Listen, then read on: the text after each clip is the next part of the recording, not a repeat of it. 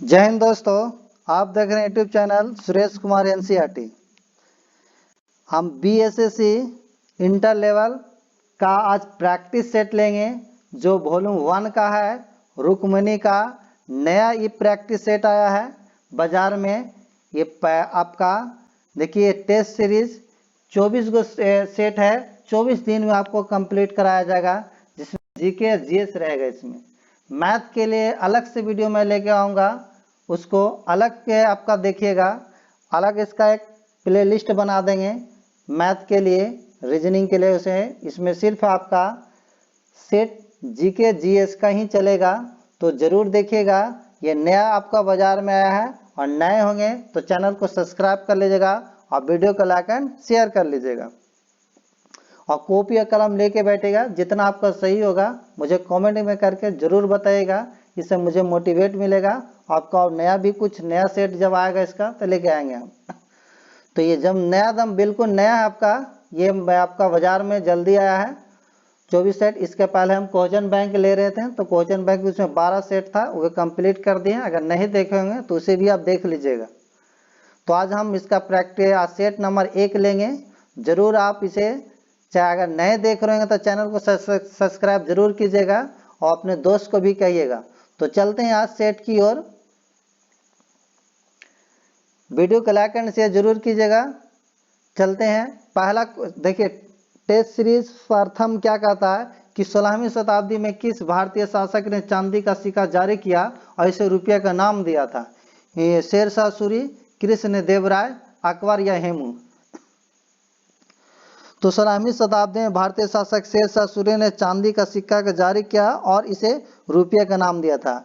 कौन होगा? Sher Shah Suri. Option number A होगा, ऑप्शन नंबर ए। और शेरशाह के बचपन का नाम था फरीद खां, याद रखिएगा। इसको फरीद खां कहते थे पहले, बचपन का नाम है फरीद खां, याद रखिएगा। और शेरशाह ने 178 ग्रेन चांदी का रुपया और 380 ग्रेन तांबे का दाम का चलवाया था। 178 ग्रेन जो था चांदी का रुपया और 380 ग्राम जो था तांबे का दाम का चलवाया था ये सिक्का। नेक्स्ट क्वेश्चन पढ़ते हैं। यू कैन बीन नामक पुस्तक के लेखक निम्नलिखित में से कौन है? शिव खेड़ा है, रोहिणी मुंदड़ा है, या संदीप महेश्वरी है, दीपक का कर्माकर है? तो यू कैन बीन नामक पुस्तक के लेखक आपका शिव खेड़ा है। ऑप्शन नंबर आपका ए हो जाएगा। नेक्स्ट है, यूनेस्को विरासत स्थल शोर मंदिर राज्य में स्थित है। मध्य प्रदेश में है, कर्नाटक में है, महाराष्ट्र में है, तमिलनाडु में है? तो यूनेस्को विरासत स्थल शोर मंदिर तमिलनाडु राज्य में स्थित है, तमिलनाडु में होगा। ऑप्शन नंबर आपका डी होगा। नेक्स्ट है, भारतीय संविधान केंद्र सरकार को प्रकार की निधियां प्रदान करता है। 6 प्रकार की, 3 प्रकार की, 5 प्रकार की, 2 प्रकार की? तो ये जो आपको करता है भारतीय संविधान केंद्र सरकार 3 प्रकार की निधियां प्रदान करता है। कितने प्रकार की करता है? 3 प्रकार के करता है। ऑप्शन नंबर होगा बी।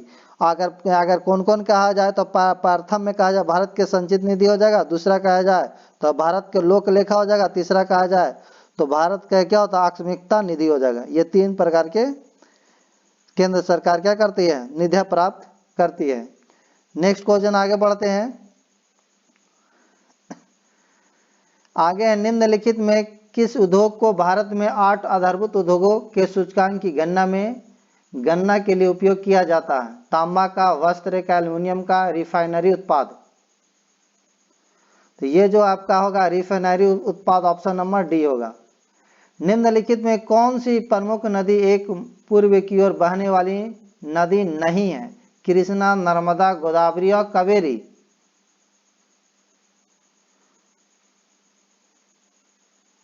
तो ये अगर कहा जाए तो नर्मदा जो है, ऑप्शन नंबर बी, जो पूर्व की ओर बहने वाली नदी नहीं है। पूर्व की ओर नर्मदा जो है पश्चिम की दिशा में बहने वाली नदी है नर्मदा। और नर्मदा नदी मध्य प्रदेश के अंबर कंटक से निकलकर मध्य प्रदेश गुजरात से होकर खंबात की खाड़ी में गिरता है, याद रखिएगा। आगे पढ़ते हैं। नई लोकसभा निर्वाचित होने के उपरांत वर्तमान लोकसभा के अंतिम सत्र हेतु निम्नलिखित में से कौन सा शब्द प्रयोग किया जाता है? Sine die, lame duck, quorum, pro tem. तो नई लोकसभा निर्वाचित होने के उपरांत वर्तमान लोकसभा के अंतिम सत्र हेतु लेम डक शब्द का प्रयोग किया जाता है। लेम डक ऑप्शन नंबर होगा बी।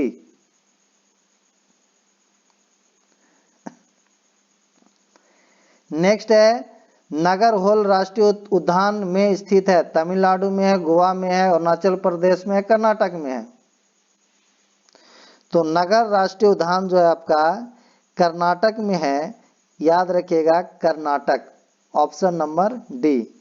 और कर्नाटक के मैसूर में स्थित है, याद रखिएगा कर्नाटक के मैसूर में। नेक्स्ट क्वेश्चन, भारत में ब्रिटिश शासन से पहले गवर्नर जनरल कौन थे? George Barlow, Warren Hastings, Charles Cornwallis, John Adam. तो भारत में ब्रिटिश शासन से पहले गवर्नर जनरल वारेन हेस्टिंग्स थे। ऑप्शन नंबर आपका बी हो जाएगा।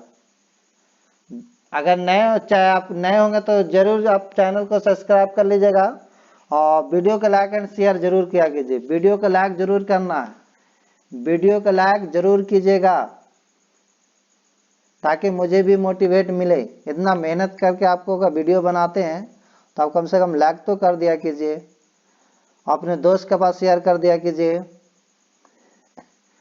नेक्स्ट क्वेश्चन, भारतीय संविधान का निम्नलिखित में से कौन सा अनुच्छेद राष्ट्रपति पर महाभियोग हेतु प्रक्रिया का प्रावधान करता? अनुच्छेद 88, अनुच्छेद 73, अनुच्छेद 61, अनुच्छेद 78। तो भारतीय संविधान का अनुच्छेद जो है 61 राष्ट्रपति पर महाभियोग हेतु प्रक्रिया का प्रावधान करता है। 61 होगा, महाभियोग 61, याद रखिएगा, ठीक है। 73 कहा जाए तो संघ की कार्यपालिका शक्ति से संबंधित है। 73 संघ की कार्यपालिका शक्ति से निहित है। 78 कहा जाए तो राष्ट्रपति के सूचना प्रदान करने से संबंधित प्रधानमंत्री का दायित्व से है। अगर 88 कहा जाए तो सदनों के बारे में मंत्रियों और महानवादी के अधिकार से संबंधित है। आगे क्वेश्चन पढ़ते हैं, पंचायती राज से संबंधित निम्नलिखित कथनों में से कौन सा सही नहीं है? पहला, पंचायती व्यवस्था भारतीय ग्रामीण जीवन का युगों से एक अभिन्न अंग रहा है। 73वां संविधान संशोधन अधिनियम 15 अगस्त 1993 से प्रभावी हुआ। यह एक त्रिस्तरीय जैविक रूप से जुड़ी संरचना है। भारतीय संविधान का अनुच्छेद 273 जी उसके महत्व को बढ़ाता है। तो सही नहीं है, यह मुझे बताना है। तो आपको सही नहीं है, 73वां संविधान संशोधन अधिनियम 15 अगस्त 1993 से प्रभावित हुआ। ऑप्शन नंबर बी, यही गलत है। ये क्या है? गलत है कि पंचायती राज संबंध जो है गलत है कि 73वां संविधान 15 अगस्त 1993 से प्रभावी है, गलत है, ठीक है। 73वां संविधान संशोधन जो है जो आपका 24 अप्रैल 1993 से है, याद रखिएगा 24 अप्रैल, ठीक है, 24 अप्रैल 1993 से है। लेकिन यह 15 अगस्त 1993 से कह रहा था, जिसके वजह से ये क्या हो गया, आपका गलत हो गया। बाकी सभी सही है। पंचायती व्यवस्था भारतीय ग्रामीण जीवन का युगों से एक अभिन्न अंग रहा है। और तीसरा जो सी में है कि यह त्रिस्तरीय जैविक रूप से जुड़ी संरचना है और भारतीय संविधान का अनुच्छेद 243 जी के उसके महत्व को बढ़ाता दिया जाता है, ये भी सही है, ठीक है, याद रखिएगा सारा ये सब। नेक्स्ट क्वेश्चन है, बिहार के गांव तक वैज्ञानिक खेती को प्रभावी एवं गहरी पहुंच के लिए कौन योजना प्रारंभ किया गया था? प्रधानमंत्री कृषि योजना, कृषि सिंचाई, मेरा गांव मेरा गौरव, नमी रोशनी या नई मंजिल। तो बिहार के गांव तक वैज्ञानिक खेतों के प्रभावी एवं गहरी पहुंच के लिए योजना जो नाम है मेरा गांव मेरा गौरव प्रारंभ किया गया था। यह योजना 2015 में प्रारंभ किया गया था। यह योजना 2015 में, याद रखिएगा 2015 में प्रारंभ किया गया है, ठीक है। इस योजना में देश के सभी कृषि विश्वविद्यालय एवं ICAR के सभी कृषक विशेषज्ञों को इसमें शामिल किया गया है। याद रखिएगा इसे जरूर कि मेरा गांव मेरा जो है 2015 में ही लागू किया गया है, इसे जरूर। और वीडियो को लाइक एंड शेयर करते जाएगा, वीडियो को लाइक एंड शेयर करते जाएगा आप लोग, और नए होंगे तो चैनल को सब्सक्राइब करते जाइएगा, चैनल को सब्सक्राइब। चलिए नेक्स्ट क्वेश्चन आगे पढ़ते हैं। भारत दुनिया के कुल भौगोलिक क्षेत्रफल का कितना प्रतिशत भाग है? बताइए, निकटतम बताना, 2, 1, 4, 5। बताइए क्या होगा? तो भारत दुनिया का कुल भौगोलिक क्षेत्र का 2% भाग है। क्या है? 2%, 2%। अगर भारत का क्षेत्रफल विश्व के क्षेत्रफल से कहा जाए तो का होता है 2.42% होता है, याद रखिएगा। लेकिन निकटतम में कह रहा था, ये यहाँ ऑप्शन में 2 हो जाएगा, जरूर याद रखिएगा।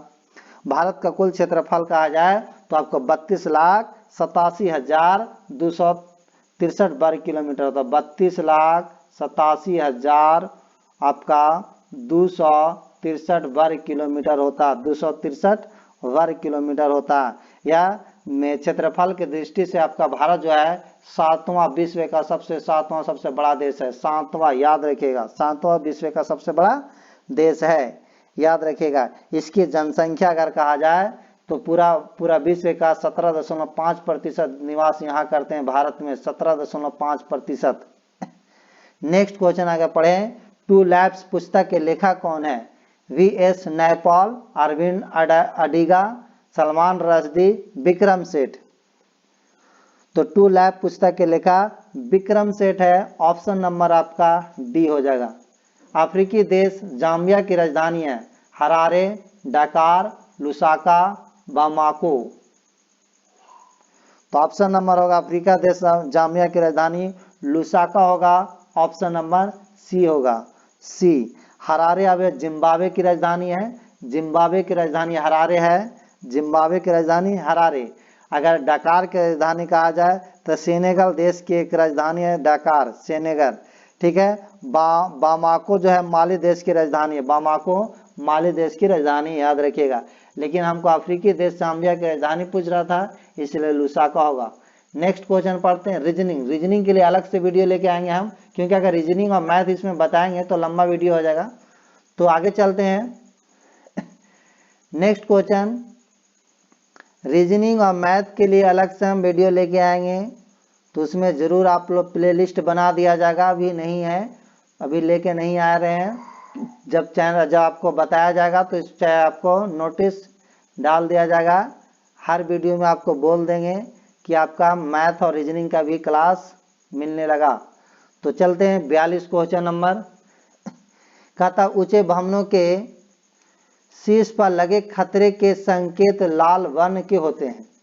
इन्हें दूर से आसानी से देखा जा सकता है, क्योंकि अन्य वर्णों की अपेक्षा लाल वर्ण का प्रकाश धुएं तथा कोहरे द्वारा सर्वाधिक परिकिरणित होता है। धुएं तथा कोहरे द्वारा न्यूनतम परिकिरणित होता है। धुएं तथा कोहरे द्वारा सर्वाधिक अवशोषित होता है। वायु में तीव्रतम गति से चलता है। तो बताइए क्या होगा ऑप्शन? ऑप्शन बताइए क्या होगा? तो आपका जो होगा कि धुएं तथा कोहरे द्वारा न्यूनतम परिकिरणित करता, ऑप्शन नंबर जो होगा आपका बी होगा, याद रखिएगा, ठीक है। जिस रंग का तरंग जितना अधिक रहता है ना, उसका उतना ही परिकिरण उतना ही कम होता है, ठीक है। इसलिए लाल रंग का जो कम होता है, लाल बैंगनी रंग का परिकिरण सबसे ज्यादा होता है और लाल रंग का परिकिरण सबसे कम होता है, याद रखिएगा थोड़ा। आगे पढ़ते हैं। विकल्पों में उल्लिखित तथ्यों में से कौन सा गुरुत्वाकर्षण के सार्वभौमिक नियम द्वारा समझाया नहीं गया है? नहीं बताना। ग्रहों के चारों ओर सूर्य की गति, पृथ्वी के चारों ओर चंद्रमा की गति, चंद्रमा और सूर्य के कारण ज्वार भाटा, वह बल जो हमें धरती से बांधे रखता है। बताइए, विकल्पों में से उल्लिखित तथ्यों में से कौन सा गुरुत्वाकर्षण के सार्वभौमिक नियम को द्वारा नहीं समझाया गया है? बताना है।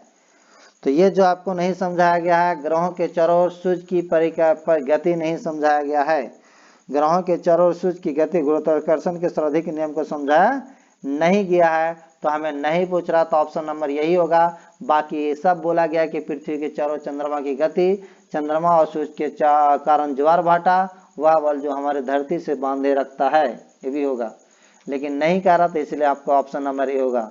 नेक्स्ट आगे क्वेश्चन पढ़ते हैं कि निम्नलिखित में कौन वोल्टता को निरूपित करता है? किया गया कार्य बटा विद्युत धारा गुणे समय, किया गया कार्य गुने आवेश, किया गया कार्य गुने समय बटा विद्युत धारा, किया गया कार्य गुने आवेश गुने समय। बताइए निम्न में कौन वोल्टता को निरूपित करेगा? बताइए क्या होगा? तो वोल्टता को जो निरूपित किया गया कार्य बटा विद्युत धारा गुने समय होगा। ऑप्शन नंबर आपका ए हो जाएगा, ऑप्शन नंबर ए, याद रखिएगा। आगे पढ़ते हैं कि गुणसूत्र जिनमें गुणसूत्र बिंदु अनुपस्थित होता है कहलाता मेटासेंट्रिक, एक्रोसेंट्रिक, टेलोसेंट्रिक, एसेंट्रिक। बताइए क्या होगा? तो ये जो होगा आपका क्या गुणसूत्र जिनके गुणसूत्र बिंदु अनुपस्थित होता है कहलाता है एसेंट्रिक होगा। ऑप्शन नंबर डी होगा, एसेंट्रिक, याद रखिएगा एसेंट्रिक। गुणसूत्र किसी एक किनारे पर हो। आगे बढ़ते हैं, जब प्रकाश नेत्र में प्रवेश करता है तो अधिकांश अपवर्तन कहाँ होता है? क्रिस्टलीय लेंस पर, स्वच्छ मंडल यानी कॉर्निया पर, परतरिका पर, पुतली पर। तो ये जो होता है सबसे ज्यादा स्वच्छ मंडल पर होता है यानी कॉर्निया पर होता है। ऑप्शन नंबर बी होगा। नेक्स्ट आगे बढ़ते हैं कि वायु के कांच के आयताकार स्लैब पर आपतित किसी प्रकाश किरण का गहन पथ से 4 विद्यार्थियों ए बी सी डी ने चित्र में दर्शाया गया अनुरेख आरेख किया गया, इनमें से कौन सही है?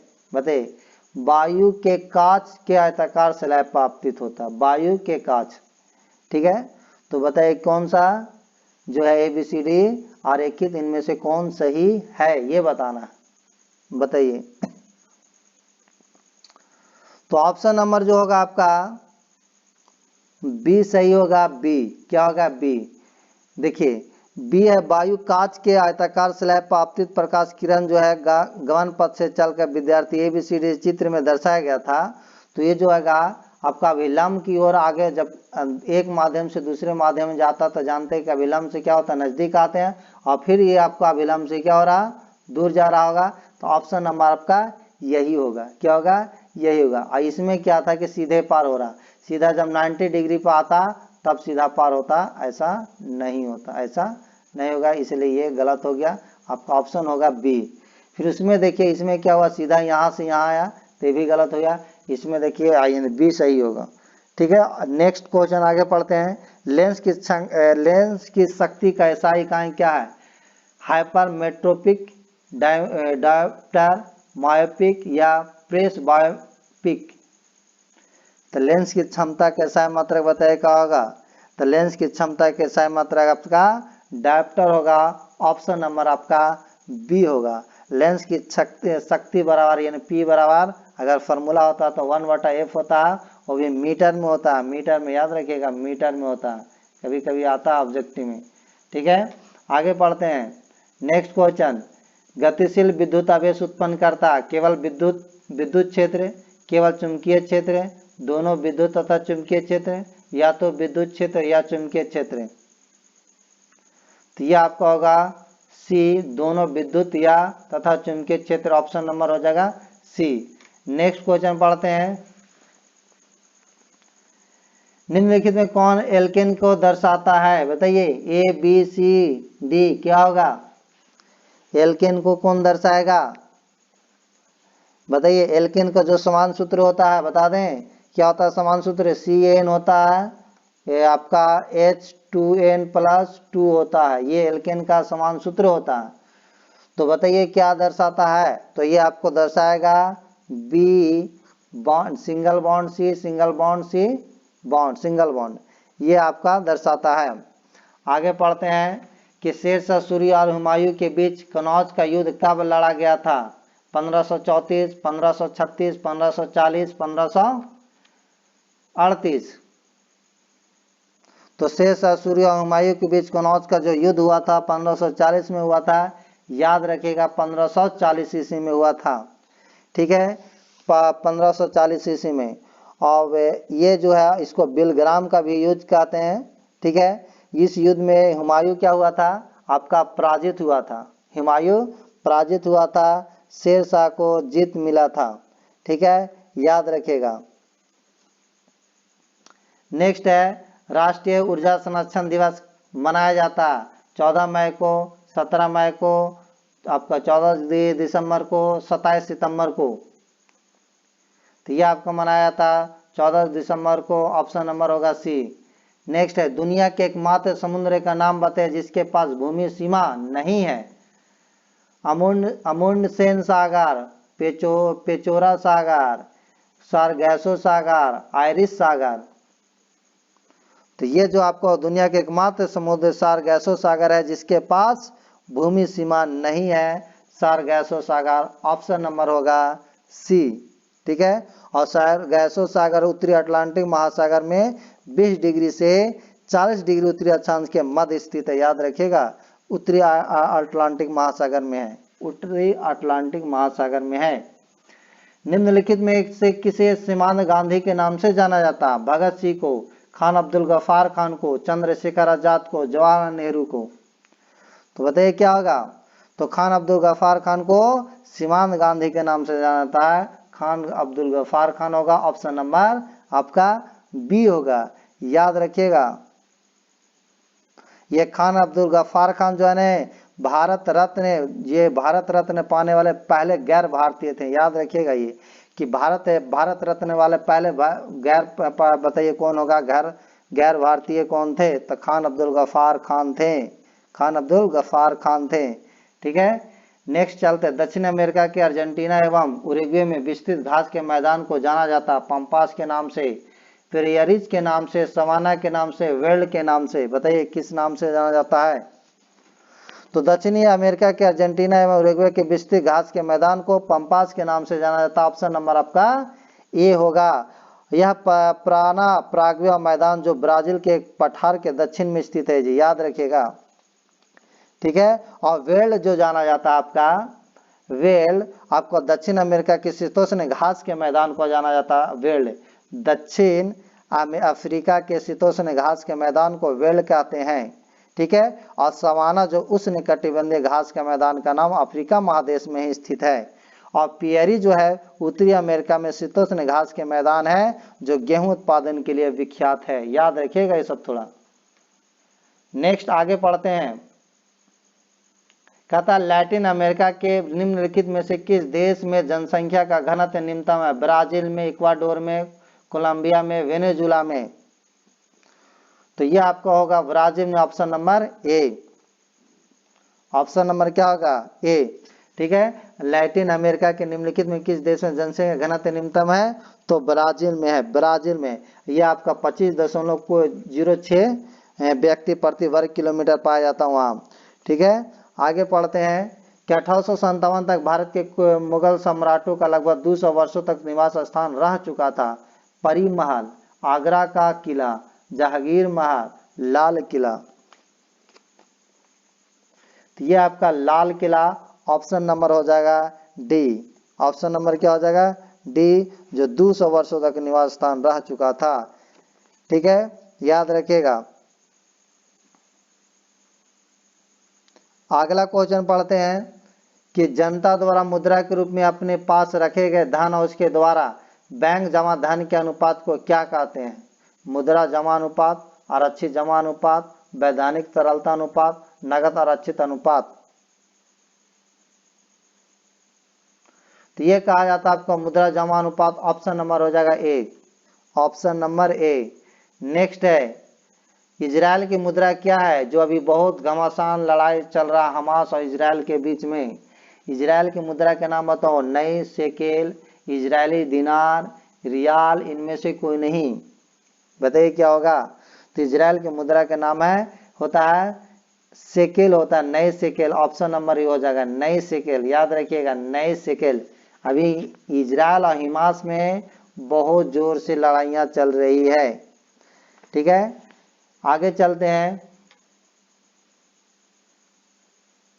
नेक्स्ट क्वेश्चन, निम्नलिखित में से कपास से संबंध कौन सा कथन सही नहीं है? कपास से संबंध, भारत में छोटी रेशे वाली कपास का सर्वाधिक उत्पादन होता है। भारत में गुजरात राज्य प्रमुख कपास उत्पादन राज्यों में एक है। कपास की खेती के लिए 500 से 100 सेमी वर्षा आदर्श मानी जाती है। इसकी पैदावार उपोष्ण एवं उष्णकटिबंधीय जलवायु प्रदेशों में होती है। कपास के संबंध में कौन कथन सही नहीं है ये बताना है मुझे। तो देखिए आपका अगर सही नहीं है तो भारत में छोटे रेशों वाला कपास का सर्वाधिक उत्पादन होता है, यही आपका गलत है। बाकी सब सही है कि भारत में गुजरात एक राज्य जो प्रमुख कपास उत्पादन राज्यों में एक है, सबसे ज्यादा है। कपास की खेती के लिए 50 से 100 सेंटीमीटर वर्षा का आदर्श रहती है। इसकी पैदावार उपोष्ण और उष्णकटिबंधीय जलवायु प्रदेशों में होती है, ये भी सही होगा। हमें सही नहीं है ये पूछ रहा, तो इसलिए ऑप्शन नंबर ए होगा। नेक्स्ट क्वेश्चन, भारतीय भूवैज्ञानिक सर्वेक्षण का मुख्यालय कहाँ स्थित है? मुंबई में है, कोलकाता में, भोपाल में, अहमदाबाद में है? तो बताइए क्या होगा? भारतीय भूवैज्ञानिक सर्वेक्षण का मुख्यालय आपका कोलकाता में होगा। ऑप्शन नंबर बी होगा, option number B. Next question है, निम्नलिखित में कौन से नृत्य शैली राजस्थान से संबंधित नहीं है? गणगौर, लावनी, घूमर, कालबेलिया।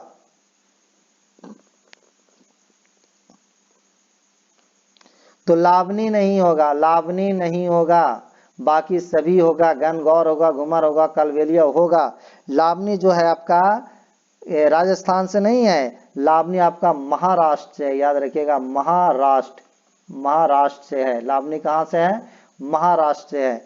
नेक्स्ट क्वेश्चन आगे पढ़ते हैं कि देवगढ़ का दशावतार मंदिर निम्नलिखित में से किस राज्य में स्थित है? मध्य प्रदेश में, उत्तर प्रदेश में, महाराष्ट्र में, राजस्थान में? ऑप्शन बताइए क्या होगा? तो देवगढ़ का दशावतार मंदिर आपको कहाँ होगा? जल्दी बताइए। ऑप्शन नंबर आपका बी होगा, उत्तर प्रदेश में है, उत्तर प्रदेश में, याद रखिएगा, उत्तर प्रदेश दशा मंदिर आपका है। तो गुप्त काल में करवाया गया था इसका निर्माण।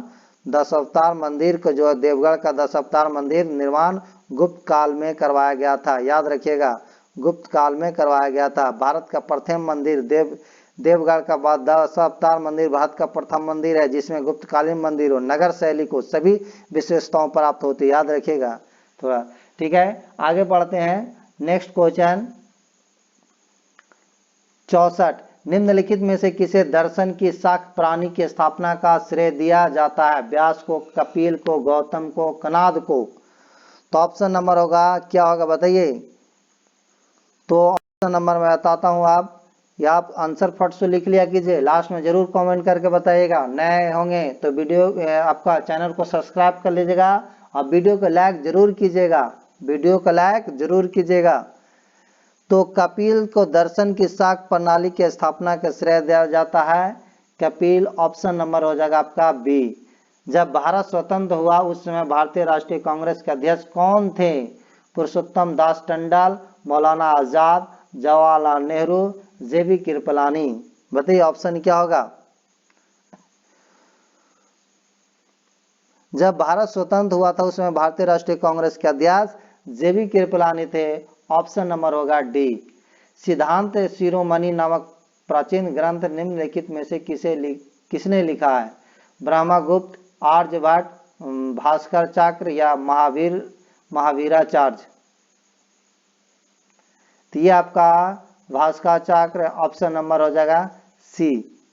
नेक्स्ट क्वेश्चन है, पंजाब हिमालय नदियों के मध्य स्थित है।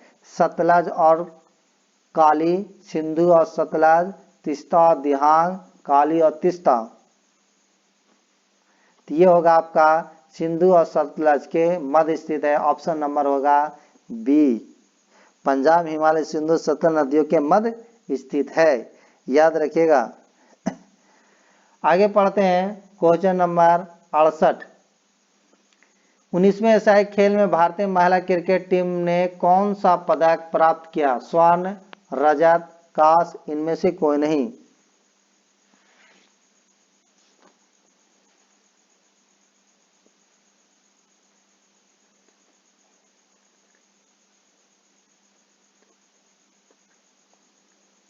तो ये जो आपको होगा स्वर्ण पदक जीते हैं, स्वर्ण पदक, याद रखिएगा। एशियाई खेल में भारतीय क्रिकेट महिला जो टीम श्रीलंका को हराकर स्वर्ण पदक प्राप्त किया था, वो आपको स्वर्ण पदक प्राप्त किया था, याद रखिएगा। इस प्रकार की प्रतियोगिता में भारत 3 स्वर्ण, याद रखिएगा, 3 गो स्वर्ण, 3 स्वर्ण, ठीक है, 3 आपका स्वर्ण हो गया, 4 आपका रजत हो गया, 4 रजत, ठीक है।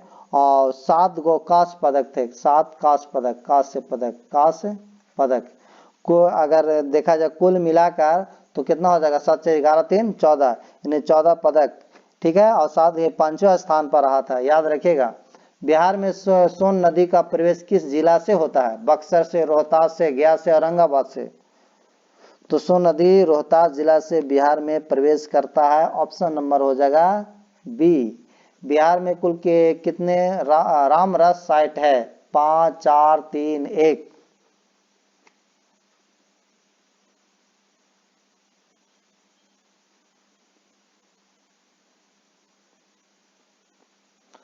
तो ये जो है आपका, ये एक ही है जो बिहार में, सिर्फ एक ही रामरस साइट है जो बेगूसराय जिला में है, कांवरताल झील, कांवरताल झील, याद रखिएगा, एक ही वो है। नेक्स्ट है, द्वारा फतेहपुर सीकरी को मुगल साम्राज्य की राजधानी के रूप में स्थापित किया गया, बाबर, अकबर, हुमायूं, जहांगीर। तो ये जो आपको हुआ था अकबर के द्वारा फतेहपुर सीकरी को मुगल साम्राज्य की राजधानी के रूप में स्थापित किया गया था, ठीक है। नेक्स्ट क्वेश्चन आगे बढ़ते हैं। प्रधानमंत्री सहित मंत्रिपरिषद के मंत्रियों की कुल संख्या लोकसभा के सदस्यों की कुल संख्या के से अधिक नहीं हो सकती है, किस प्रतिशत, 30%, 6%, 15%। तो ये आपको होगा 15%, ऑप्शन नंबर हो जाएगा डी। नेक्स्ट क्वेश्चन आगे है, सिकंदर की मृत्यु के बाद चंद्रगुप्त मौर्य द्वारा पराजित हुए सिकंदर के सेनापति का नाम क्या था, टॉलेमी, सेल्यूकस निकेटर, एंटीगोनस या कैसेंडर। तो ये जो आपका था, सिकंदर की मृत्यु के बाद चंद्रगुप्त मौर्य द्वारा पराजित हुए सिकंदर के सेनापति के नाम सेल्यूकस निकेटर था, ऑप्शन नंबर आपका हो जाएगा बी। चलिए नेक्स्ट क्वेश्चन आगे बढ़ते हैं। भारतीय संविधान का 15वां भाग निम्नलिखित में किससे संबंधित है, संविधान संशोधन, आपातकालीन प्रावधान, निर्वाचन, अधिकृत भाषाएं। तो ये आपका निर्वाचन से होगा, ऑप्शन नंबर होगा सी, ऑप्शन नंबर सी। आगे बढ़ते हैं क्वेश्चन, कोरोमंडल का मैदान भारत के दिशा में अवस्थित है, दक्षिणी में, पूर्वी में, पश्चिम में, उत्तरी में। बताइए कोरोमंडल का मैदान किस दिशा में स्थित है, कोरोमंडल का मैदान। तो कोरोमंडल का मैदान जो है भारत के दक्षिणी दिशा में स्थित है, भारत के दक्षिणी दिशा में, ऑप्शन नंबर हो जाएगा आपका ए होगा, भारत के दक्षिणी दिशा में। इसका विस्तार 22,800 वर्ग किलोमीटर में, याद रखिए 22,800 वर्ग किलोमीटर, 22,800 वर्ग किलोमीटर में इसका विस्तृत है।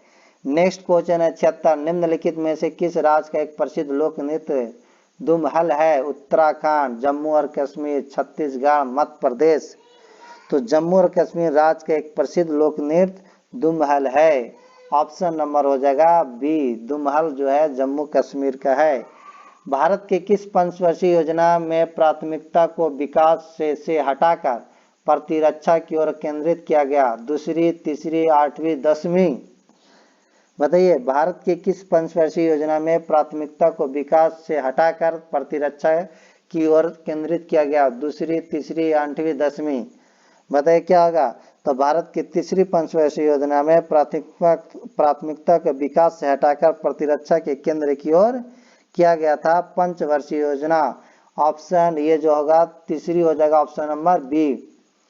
नेक्स्ट क्वेश्चन है कि नए संसद भवन में प्रस्तुत महिला आरक्षण विधेयक नारी शक्ति वंदन अधिनियम के तहत महिलाओं के लिए कितने प्रतिशत आरक्षण का प्रावधान किया गया है, 50%, 33%, 75%, 49%। तो बताइए नए संसद भवन में प्रस्तुत महिला आरक्षण विधेयक जो किया गया था आपको 33% होगा, ऑप्शन नंबर होगा बी, 33%। याद रखिएगा क्या होगा, 33%। नेक्स्ट क्वेश्चन आगे पढ़ते हैं। नेक्स्ट क्वेश्चन है कि स्वतंत्र भारत के प्रथम मंत्रिमंडल के संदर्भ में निम्नलिखित में से कौन सा युग में सुमेलित है, राजेंद्र प्रसाद वाणिज्य, श्यामा प्रसाद मुखर्जी उद्योग एवं आपूर्ति, राजकुमारी अमृत कौर शिक्षा, मौलाना अबुल कलाम आजाद वित्त। बताइए ये स्वतंत्र भारत के प्रथम मंत्रिमंडल में संदर्भ में निम्नलिखित में से कौन सा युग में सुमिलित है? सुमिलित है ये बताना हमको, बताइए क्या होगा। तो ये जो आपको होगा श्यामा प्रसाद मुखर्जी उद्योग एवं आपूर्ति मंत्री थे। ऑप्शन नंबर ये आपका सही है, बाकी सभी गलत है, बाकी सभी गलत है, याद रखिएगा, ठीक है, सभी गलत है। अगर वाणिज्य मंत्री कहा जाए, वाणिज्य मंत्री, तो ये आपका थे CH भाभा थे, भाभा भाभा, याद रखिए CH भाभा, ठीक है। और सुमिलित है राजकुमारी अमृत कौर, शिक्षा मंत्री, तो शिक्षा मंत्री आपका था मौलाना अबुल कलाम थे, मौलाना अबुल कलाम, याद रखिएगा मौलाना अबुल कलाम, ये शिक्षा मंत्री थे, ये मौलाना अबुल कलाम। अगर वित्त मंत्री कहा जाए तो वित्त मंत्री क्या होगा? वित्त मंत्री, तो वित्त मंत्री आपका RK पनमुख सेठी थे, RK पनमुख सेठी, याद रखिएगा RK पनमुख सेठी, मुखम सेठी, ठीक है, यह है RK पनमुख सेठी। नेक्स्ट क्वेश्चन, निम्नलिखित में से कौन सा भारतीय संविधान की 7वीं अनुसूची में राष्ट्र सूची में शामिल मामला है? रेलवे, प्रत्यर्पण या बाजार और मेले, युद्ध और शांति? तो ये होगा बाजार और मेले, ऑप्शन नंबर हो जाएगा C। नेक्स्ट क्वेश्चन बढ़ते हैं, कहता है महिला हॉकी जूनियर एशिया कप 2023 का खिताब किस देश ने जीता? भारत, पाकिस्तान, बांग्लादेश, अर्जेंटीना? तो ये आपको जीता था भारत, ऑप्शन नंबर हो जाएगा A। जून 2023 में वर्ष 2021 के लिए गांधी शांति पुरस्कार से किसे सम्मानित किया गया? भारतीय खाद्य निगम, गीता प्रेस गोरखपुर, बचपन बचाओ आंदोलन, नरेंद्र मोदी? बताइए क्या होगा ऑप्शन। जून 2023 में वर्ष 2021 के लिए गांधी शांति पुरस्कार से किसे सम्मानित किया गया? तो ये आपका जो सम्मानित किया था Gita press Gorakhpur, option number हो जाएगा B। नेक्स्ट क्वेश्चन है, 2023 में इसरो द्वारा चंद्रमा पर अपना तीसरा मिशन चंद्रयान 3 किस रॉकेट से लॉन्च किया? GSLV MK2 या GLVM-3M4 या PSLV MK3 या ASLV MK3? तो बताइए क्या होगा।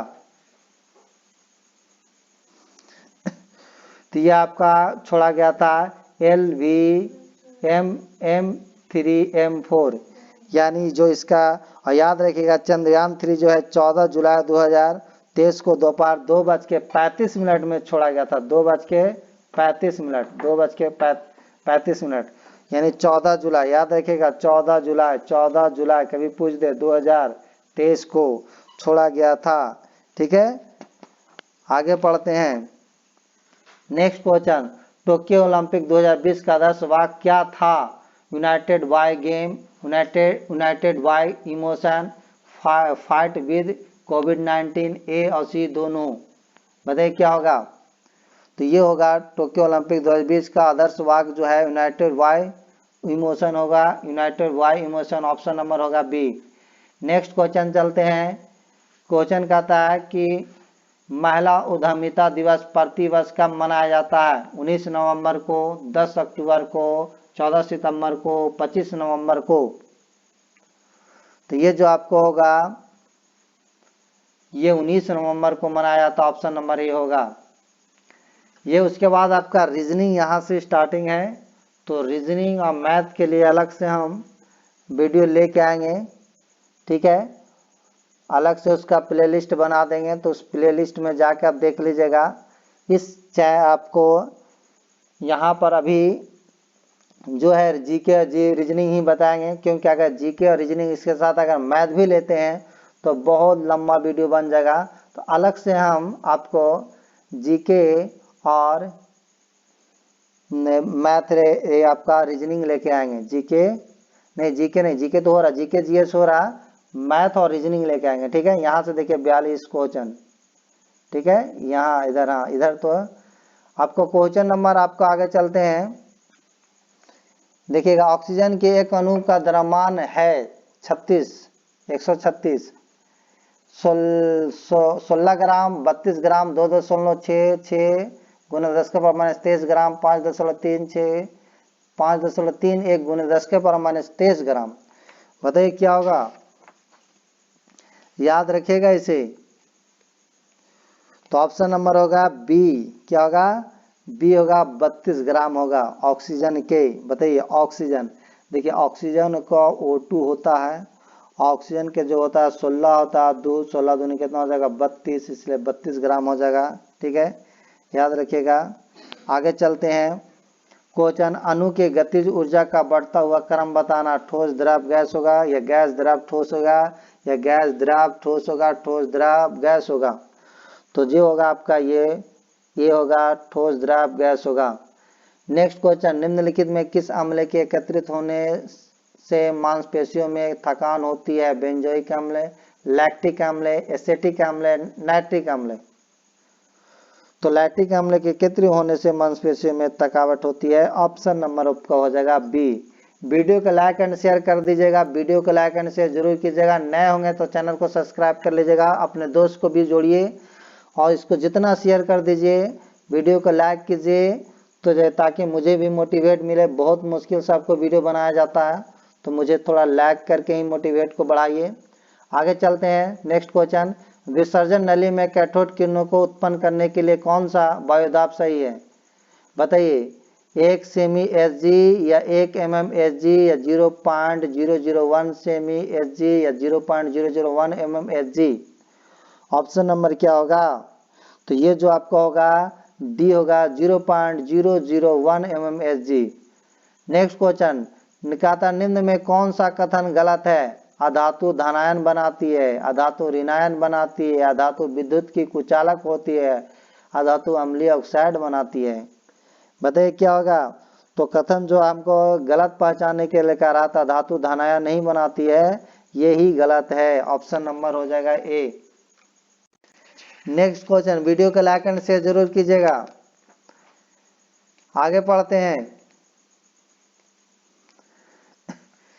कहता एक्टिनाइट श्रेणी में 14 तत्व है, निम्न में से कौन सा तत्व इस श्रेणी का सदस्य नहीं है? यू, एनपी, टीएम या एफएम।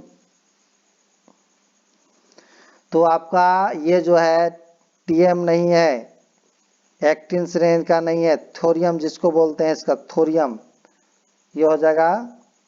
नहीं, थोरियम में थुलियम होता है। आगे पढ़ते हैं। निम्नलिखित में कौन सा कथन सही है? ठोस CO2 से सूखी बर्फ के रूप में जाना जाता है। ठोस CO2 को सीधे तरल रूप में बदल जाती है। ठोस CO2 सीधे तौर पर गैस के रूप में बदल जाती है। सारे गलत है, सारे सही है। बताइए कौन सही नहीं है? सारे सही पूछना ना, हाँ सही बताना। देखिए 1 और 2 तो सही होगा आपका, कि ठोस जो है CO2 को सूखी बर्फ के रूप में पाया जाता है, ये सही है आपका। ठोस CO2 सीधे सरल रूप में बदल जाते भी सही है। लेकिन तीसरा जो है ठोस CO2 सीधे तौर पर गैस के रूप में बदल जाती है, यही गलत है। तो ऑप्शन नंबर 1 और 2 सही। 1 और 2 कौन होगा? 1 और 2 नहीं है, तो कहीं पर मिस्टेक तो किए हैं। देखते हैं, पहला फिर से पढ़ लेते हैं। ठोस CO2 को सूखे बर्फ के रूप में जाना जाता है। दूसरा, ठोस CO2 को सीधे तरल रूप में बदला जाता है, नहीं ये गलत है, ये गलत है। और ठोस CO2 सीधे तौर पर गैस के रूप में बदल जाता है, ये सही है, ये सही है। थोड़ा मिस्टेक हो गया। तो 1 और 3 सही होगा, 1 और 3 और दूसरा गलत, ऑप्शन नंबर डी होगा। नेक्स्ट आगे बढ़ते हैं। आगे कहता है NaCl के घोल में लवण का सांद्रण बढ़ाने पर निम्नलिखित में से किस गुण धर्म के परिवर्तित न होने की आशा करेंगे? pH, घनत्व, अपवर्तनांक, वैद्युतचालकता। बताइए क्या होगा? ऑप्शन क्या होगा बताइए? लाइक कर लीजिएगा, लाइक एंड शेयर कर लीजिएगा, वीडियो को लाइक जरूर कीजिएगा। नए होंगे चैनल को सब्सक्राइब कीजिएगा। तो ये कह रहा है कि NaCl के घोल में लवण का सांद्रण बढ़ाने पर निम्नलिखित में से किस गुण धर्म के परिवर्तन न होने की आशा करेंगे? तो ये जो हम करेंगे ऑप्शन नंबर होगा सी, अपवर्तनांक, ऑप्शन नंबर सी। कहता लाइकोपोडियम ट्रैकियोफाइटा के किस उपसंघ का सदस्य है? स्फिनोसीडा, या टायरोसिडा या लाइकोपसीडा या साइलोपसीडा? बताइए क्या होगा। तो ये जो आपका होगा ऑप्शन नंबर सी लाइकोपसीडा होगा, लाइकोपसीडा। नेक्स्ट है दमा मानव शरीर के का विकार है, गतिज तंत्र, स्वतंत्र तंत्र या परिसंचरण तंत्र या पाचन तंत्र? तो ये होगा श्वसन तंत्र, ऑप्शन नंबर बी।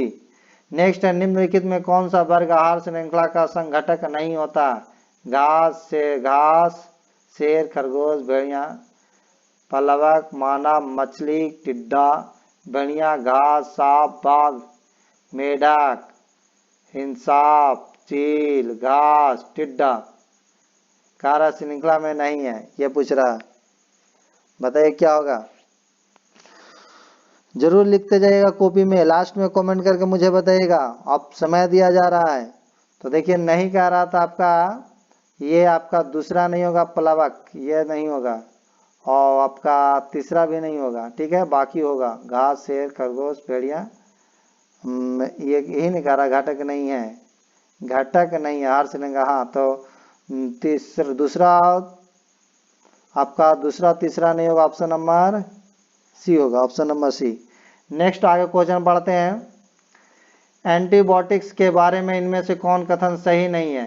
एंटीबायोटिक्स विषाणु के विरुद्ध प्रभावी नहीं होते हैं। एंटीबायोटिक्स जुकाम एवं फ्लू के प्रभावी नहीं होते हैं। एंटीबायोटिक्स के दुष्प्रभाव के चेचक, फलेरिया और डिप्थीरिया शामिल हो सकते हैं। एंटीबायोटिक्स जीवाणु रहित, जीवाणु जनित रोगों के विरुद्ध प्रभावी होते हैं। बताइए क्या होगा। सुमिलित नहीं है, सुमिलित नहीं है, तो सुमिलित नहीं है। एंटीबायोटिक्स दुष्प्रभाव के चेचक, फलेरिया और डिप्थीरिया शामिल हो सकते हैं, यही वाला नहीं है। नेक्स्ट को, यदि एक अनुवंशिक रोग लक्षण प्रारूपी समान किंतु वाहक मादा से कुछ नर संततियों से हस्तांतरित होता है, रोग है ऑटोसोमल प्रभावी, ऑटोसोमल अप्रभावी, लिंग सहलग्न प्रभावी, लिंग सहलग्न अप्रभावी?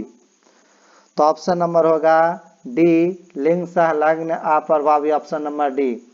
नेक्स्ट क्वेश्चन है कि निम्नलिखित कथनों में से कौन सा कथन सही नहीं है? सभी हरे पौधे नीले हरे शैवाल उत्पादक होते हैं। हरे पौधे अपना भोजन कार्बनिक यौगिकों से प्राप्त करते हैं। उत्पादक स्वयं अपना भोजन अकार्बनिक यौगिकों से तैयार करते हैं। पौधे और ऊर्जा को रासायनिक ऊर्जा में बदल देते हैं। सही नहीं है, ये बताना है। तो देखिए सही नहीं है आपका, बी नहीं है। हरे पौधे अपना भोजन कार्बनिक यौगिकों से प्राप्त करते हैं, यही गलत है। हम वो गलत ही पूछ रहा था, तो गलत के भाई गलत ही होगा। नेक्स्ट है HIV का इलाज नहीं होने पर हो सकता है हेपेटाइटिस, प्लेग, एड्स या कैंसर? बताइए क्या हो सकता है। तो HIV का इलाज नहीं होगा तो आपको एड्स हो सकता है, ऑप्शन नंबर सी होगा HIV, ठीक है। एड्स का पुराना एक्वायर्ड इम्यूनोडिफिशियंसी होता है, बहुत भयानक बीमारी है ये। तो आज का सेट कंप्लीट हुआ। ये पहला सेट है आपका, प्रैक्टिस सेट है। ये नया मार्केट में आया था ये सेट आपका, ये मार्केट में नया सेट आया है, उस सेट को ही हमने लिया है, ठीक है। तो इस सेट को ही हमने लिया है। अगर नहीं नए होंगे तो चैनल को सब्सक्राइब कर लीजिएगा, वीडियो को लाइक एंड शेयर जरूर कीजिएगा। ये पहला सेट है, इसमें 24 सेट है, 24 दिन में आपको कंप्लीट किया जाएगा। इसके बाद नेक्स्ट है प्रकाशन के, या फिर इसका वॉल्यूम 2 आता है तो वॉल्यूम 2 लेके आएंगे। और नए होंगे तो चैनल को सब्सक्राइब कर लीजिएगा। Thank you.